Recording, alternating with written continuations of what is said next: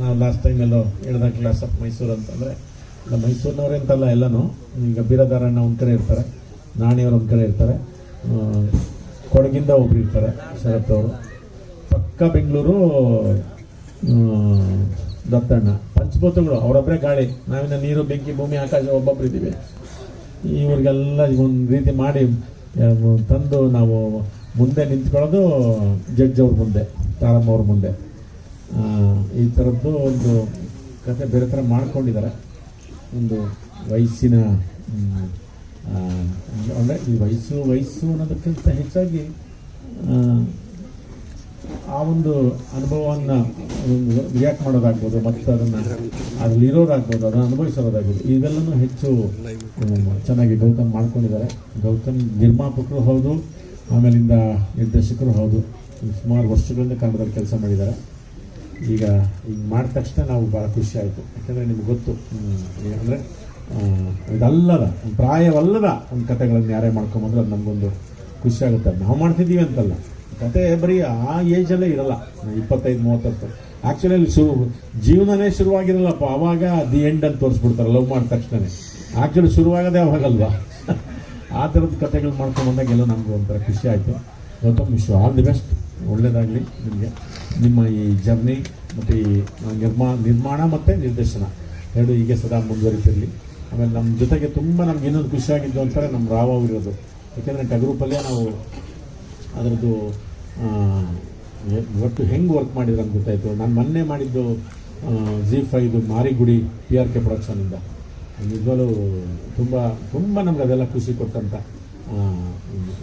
ಅಂದರೆ ಅವ್ರ ಕೆಲಸ ಆಗ್ಬೋದು, ನಮ್ಮನ್ನು ಪ್ಲೇಸ್ಮೆಂಟ್ ಮಾಡೋ ರೀತಿ ಆಗ್ಬೋದು. ಈ ಒಂದು ಜೊತೆಗೆ ಅವ್ರು ನಮಗೆ ಯಾರೋ ಸೇರ್ಕೊಂಡಿದ್ದಾರೆ ಅವರೇ. Thank you. ಇನ್ನು ಬಿಟ್ಟರೆ ನಿಮ್ಮ ಸಹಾನುಭೂತಿ, ನಿಮ್ಮ ಪ್ರೋತ್ಸಾಹ. ಹೌದು, ತುಂಬ ರೈತರು ಒಂದು ಕಾಲಕ್ಕೆ ಹೆಂಗೆ ಸಂಕಷ್ಟದಲ್ಲಿದ್ದರು, ಅದಕ್ಕಿಂತ ಡಬ್ಬ ಥರ ಇದ್ದೀವಿ ಸಿನಿಮಾ ಇಂಡಸ್ಟ್ರಿ. ಅವ್ರು ಬೆಳೆದು ಚರಂಡಿಗೆ ಆಗ್ತಿದ್ರು, ನಾವು ಅದಕ್ಕಿಂತ ಡಬ್ಬ ಥರದಲ್ಲಿದ್ದೀವಿ ಸಿನಿಮಾದವ್ರು. ಇವಾಗ ಎಲ್ಲ ಬರ್ತವೆ. ಯಾಕೆಂದರೆ ಒಂದು ಗೊತ್ತಿಲ್ಲ, ಗ್ಲೋಬಲೈಸೇಷನ್ ಅಂತ ಏನಂತೀವಲ್ಲ, ಅವಾಗ ಫಸ್ಟು ದಿನಸಿ ಅಂಗಡಿಗೆ ಬಂತು. ಮಾಲ್ ಬಂದಾಗ ಯಾರಿಗೂ ಅನಿಸ್ಲಿಲ್ಲ, ದಿನಸಿ ಅಂಗಡಿಗೆ ಆಯಿತು. ಅದಕ್ಕಿಂತ ಮುಂಚೆ ಎಜುಕೇಷನಿಗೆ ಬಂತು, ಅವಾಗಲೂ ನಮಗೆ ಎಚ್ಚೆತ್ಕೊಳ್ಳಿಲ್ಲ. ಆಮೇಲೆ ದಿನಸಿ ಅಂಗಡಿಗೆ ಬಂತು, ಆಮೇಲೆ ಈ ಕಲ್ಚರಿಗೆ ಬಂದಿದೆ. ನೆಕ್ಸ್ಟು ಪಾಲಿಟಿಕ್ಸ್ ಬರುತ್ತೆ. ಪೊಲಿಟಿಕಲ್ಗೂ ಇದೇ ಪ್ರಾಬ್ಲಮ್ ಆಗುತ್ತೆ. ಎಲ್ಲೆಲ್ಲಿಂದ ನಾವು ಬಂದು ಕೂತ್ಕೋತಾರೆ, ಅವರೇ ಬೆಸ್ಟು ಅಂತ ಆ ಸ್ಥಿತಿ ಬರುತ್ತೆ. ಯಾಕೆಂದರೆ ಅದು ನಾವು ಎಚ್ಚೆತ್ತವ್ರು ಏನೂ ಮಾಡೋಕ್ಕಾಗಲ್ಲ. ಈಗೆಲ್ಲ ನಿಮಗೆ ಯೂಟ್ಯೂಬ್ನವ್ರು ಒಂದು ನಿಮಿಷಕ್ಕೆಲ್ಲ ಏನೋ ಮಾಡಿಬಿಡ್ತಾರೆ. 2.5 ಗಂಟೆ ಸಸ್ಟೈನ್ ಆಗೋದು ಗೊತ್ತಿಲ್ಲ. ಚೆನ್ನಾಗಿ ರೂಢಿ ಆಗಿಬಿಟ್ಟಿದ್ದಾರೆ ಕರೋನಾ ಟೈಮಲ್ಲಿ 2 ವರ್ಷದಲ್ಲಿ. ಅವ್ರಿಗೆ ಒಂದೊಂದು ನಿಮಿಷಕ್ಕೂ ಏನೋ ಒಂದು ಚೇಂಜ್ ಬೇಕು ಅವ್ರಿಗೆ. ಆ ಥರದ್ದೊಂದು ಮನಸ್ಥಿತಿ ಎಲ್ಲ ಪ್ರೇಕ್ಷಕರಲ್ಲೂ ಅಂದರೆ ನೋಡುವವರ್ಗ. ಈಗ ಮನೆಯಲ್ಲೂ ಕ್ಯಾಮ್ರಾಮನ್ ಇದ್ದಾರೆ, ಮನೆಯಲ್ಲೂ ಆರ್ಟಿಸ್ಟ್ ಇದ್ದಾರೆ. ಎಲ್ಲ ಅವರೇ ಆ್ಯಕ್ಟ್ ಮಾಡ್ತಾರೆ, ಅವರೇ ಇದು ಮಾಡ್ತಾರೆ, ಅವರೇ ನೋಡ್ಕೊತಿರ್ತಾರೆ, ಮತ್ತೆ ನಾವು ಮಾಡ್ತಾರೆ. ಆ ಥರದ್ದೇನೋ ಒಂದು ಬಂದು ಹೋಗುತ್ತೆ. ಅದಕ್ಕೆ ತನ್ನದೇ ಆದಂಥ ಟೈಮ್ ಬೇಕು.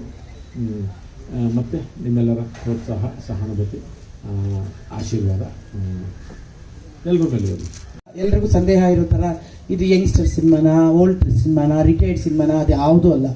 ಎಲ್ಲವೂ ಬಹಳ ಬಹಳ ಮುಖ್ಯವಾದ ಪಾತ್ರಗಳು. ಒಂದೊಂದು ಪಾತ್ರಕ್ಕೂ ಅದರ ಹಿಂದಿನ ಕಥೆ ಇದೆ. ಒಂದೊಂದು ಪಾತ್ರಕ್ಕೂ ಅದರದೇ ಆದಂಥ ಗಾತ್ರ ಇದೆ. ಒಂದೊಂದು ಪಾತ್ರಕ್ಕೂ ಅದೇ ಆದಂಥ ಡೈಮೆನ್ಷನ್ ಮಾಡಿದ್ದಾರೆ.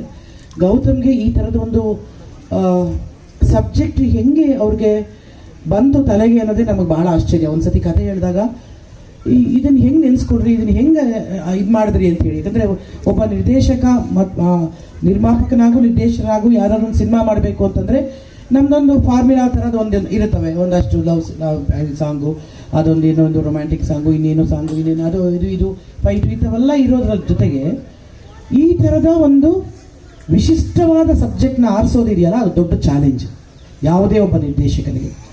ಅದರಲ್ಲೂ ಇಂತಹ ಮಹಾನ್ ಕಲಾವಿದರನ್ನು ಕೂರಿಸೋದಿದೆಯಲ್ಲ, ಅದೊಂದು ಇನ್ನೊಂದು ಚಾಲೆಂಜು. ಯಾಕಂದರೆ ಎಲ್ಲರೂ ಕೂಡ ಬ್ಯುಸಿ ಆರ್ಟಿಸ್ಟ್ಗಳು, ಎಲ್ಲರೂ ಕೂಡ ಅವರವರ ಕ್ಷೇತ್ರದಲ್ಲಿ ಅವ್ರು ನಿಜವಾಗ್ಲೂ ದೊಡ್ಡ ದೊಡ್ಡ ಸಾಧನೆಗಳನ್ನು ಮಾಡಿ ಬಂದಂಥವ್ರು. ದತ್ತಣ್ಣವರಾಗಲಿ, ನಮ್ಮ ಇವರು ನಮ್ಗೆ ಯಾವಾಗಲೂ ಇವನ್ನ ಜ್ಞಾಪಕ ಬರೋದು, ನಮ್ಮ ಟಗರುಪಲ್ಯದಲ್ಲಿ ದಿನಕ್ಕೆ ನಾವು 350 ಮೆಟ್ಲು ಹೇಳ್ತಾ ಇದ್ವಿ, 150 ಮೆಟ್ಲು ಹತ್ತುತ್ತಾ ಇದ್ವಿ. ನನಗೆ ಗೊತ್ತಿರಲಿಲ್ಲ, ಪರ್ಮಿಷನ್ ಕೊಡಿಸಿದ್ದು ನಾನೇ ಆಗಿಬಿಟ್ಟಿದ್ನಲ್ಲ ಅವಾಗ. ಸೊ ಅದು ಆಮೇಲೆ ಗೊತ್ತಾಯಿತು, ಇವನು ಒಬ್ಬನೇ ಕಣಪ್ಪ ಅಷ್ಟು ಬೇಗ ಓಡೋಗ್ತಾ ಇತ್ತು. ನೀವು ಅಂದಿಯಲ್ಲಪ್ಪ ರಿಟೈರ್ಡ್, ನಾವು ಯಾರು ಹತ್ತಕ್ಕೆ ಇಳಿಯೋಕ್ಕಾಗ್ತಿರ್ಲಿಲ್ಲ, ಯಾರೆಲ್ಲ ನೀನು ಹತ್ತಕ್ಕಾಗ್ತಿರ್ಲಿಲ್ಲ. ಅವರು ಓಡಿ ಒಂದು 2 ನಿಮಿಷದಲ್ಲಿ ಓಡೋಗ್ಬಿಡೋರು ನಮ್ಮ ಬೀರಾದರವರು. ಆಮೇಲೆ ಶರತ, ರಘು ಬಗ್ಗೆ ಏನು ಹೇಳಿ, ಅವನು ನನಗೆ ದೊಡ್ಡಪ್ಪ ಅಣ್ಣ ಎಲ್ಲನೂ ಅವನು. ಇವನು ತಬಲಾ ಅಲ್ಲ, ಏನು ಗೊತ್ತಲ್ಲ ಅದು.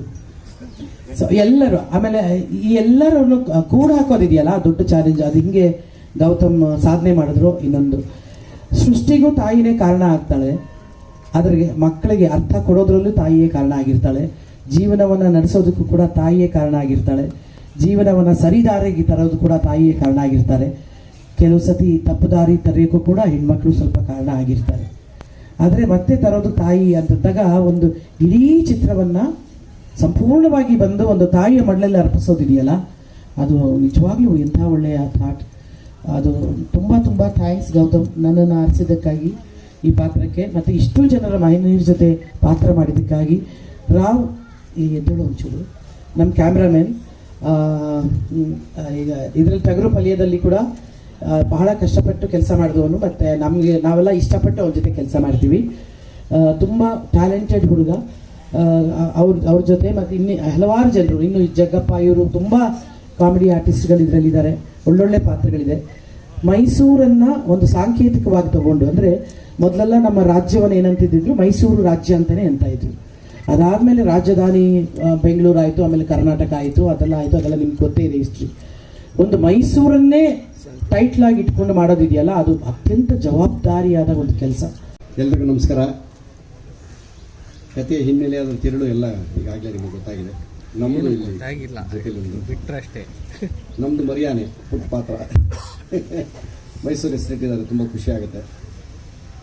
ಇನ್ನು ಮಿಕ್ಕಿದೆಲ್ಲ ವಿಷಯ ಗೊತ್ತಿದೆ. ಎಲ್ಲ ಪಾತ್ರಧಾರಿಗಳು ನಾವು ವಯಸ್ಸಾದ ಮೇಲೆ ಯಾರು ಸುಖವಾಗಿರ್ತಾರೆ ಅವರು ಪುಣ್ಯವಂತರಂತೆ, ಎಲ್ಲ ಕೇಳಿದ್ದೀವಿ ನಾವು. ಇದನ್ನು ವಯಸ್ಸಿದ್ದಾಗ ಎಲ್ಲ ನಾವೇ ಮಾಡ್ಕೊಂಡ್ಬಿಡ್ತೀವಲ್ಲ, ನೀರು ತಗೊಳ್ಳೋದು, ಹೋಗೋದು, ಬರೋದು ಎಲ್ಲ. ಆದಮೇಲೆ ಇದೆಯಲ್ಲ, ಅದು ಹೆಂಗಿರುತ್ತೆ ಅದನ್ನು ಗೌತಮ್ ಸರ್ ಕನಸ್ಕೊಂಡಿದ್ದಾರೆ. ಸರಿ, ರಾವ್ ಸರ್ ಸೇರ್ಪಡೆ, ನಾವು ಸೇರ್ಪಡೆ ಅವರಿಗೆ ಫಸ್ಟ್ ಟೈಮ್ ಅವ್ರ ಜೊತೆಲಿ ವರ್ಕ್ ಮಾಡ್ತಾಯಿದ್ದೀವಿ. ತಾರಮ್ಮ ಇದ್ದಾರೆ, ಆಮೇಲೆ ನಮ್ಮ ದತ್ತಣ್ಣ ಸರ್ ನಮ್ಮ ಲೀಡ್ರು, ಬೀರದರ್ ಸರ್ ಮಠದಿಂದನೂ ನಾವು ಜೊತೆಲಿದ್ದೀವಿ. ಹೌದೌದು ಶರತ್ ಸಾರು, ನಾನು, ರಗಣ, ನಾವೆಲ್ಲ ಗೋಧುಳಿ ಸೀರಿಯಲಿಂದ ಬಂದಿರ್ತೀವಿ. ಅದು ಅವತ್ತಿಂದನೂ ದೇವರಿಗೆ ಇಟ್ಟಿದ್ದಾರೆ. ಚೆನ್ನಾಗಿದೆ, ಕತೆ ಚೆನ್ನಾಗಿ ಮಾಡ್ಕೊಂಡಿದ್ದಾರೆ. ಗೌತಮ್ ಸರ್ ಅವರು ನಿರ್ಮಾಪಕರು ಮತ್ತು ನಿರ್ದೇಶಕರಾಗಿ ಪಾದಾರ್ಪಣೆ ಮಾಡ್ತಿರೋದ್ರಿಂದ ಅವರಿಗೆ ಒಳ್ಳೆಯದಾಗಲಿ. ಬಂಡಿ ಮಾಂಕಳಮ್ಮ ಎಲ್ರಿಗೂ ಒಳ್ಳೇದು ಮಾಡಲಿ. ನಿಮ್ಮೆಲ್ಲರ ಆಶೀರ್ವಾದ ನಮ್ಮ ಮೇಲೆ. ನಮಸ್ಕಾರ.